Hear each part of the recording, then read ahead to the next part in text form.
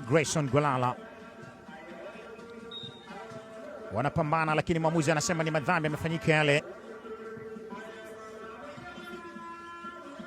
Haya, Gwadikiala Lasa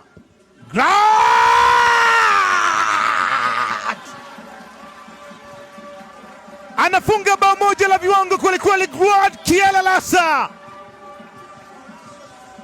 anaupatika mpira ule, anauweka mbali kweli kweli, ambapo mlinda mlango asingeweza kufika. Anabakia kuwa mpenzi mtazamaji, Dennis Richard angefanyaje? Ilikuwa ni shuti ambalo kama alistukizwa hivi Dennis Richard. Gwadikiala alipunguza ya kwanza, akavuta tena ya pili, akaweka kubaya kule. Mlinda mlango unamshinda mpira ule na moja kwa moja unakwenda kuzama kwenye kamba. Hali halisi inasema kweli kuliko mtu kuzungumza chochote. Hakika mbu hana dawa, na ndiyo maana ukipuliza anakufa.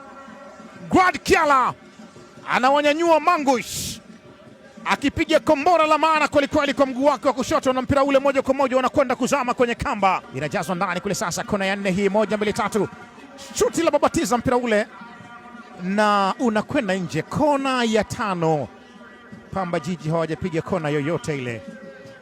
Alikuwa ni Geoffrey Balugu Manyasi, nyota wa zamani wa Geita Golds,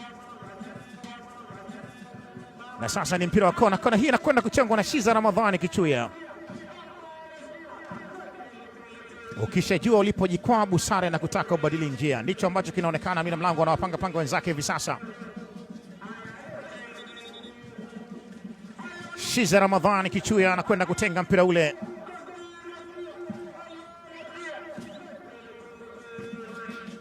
Bado ni mapambano, na mara zote wanasema ushindi hupatikana mwisho wa mapambano. Shiza Kichuya anajaza kona ndani kule, namna gani inakwenda kufungwa bao la pili. Ni Ali Msangi yule, alipiga utosi wa maana kweli kweli, anaukomisha mpira ule moja kwa moja kwenye kamba. Kona murua mno, kona ya Shiza Ramadhani Kichuya inakwenda kutuama kwenye utosi wa Ali Msangi, na mpira ule moja kwa moja unakwenda unazama kwenye kamba.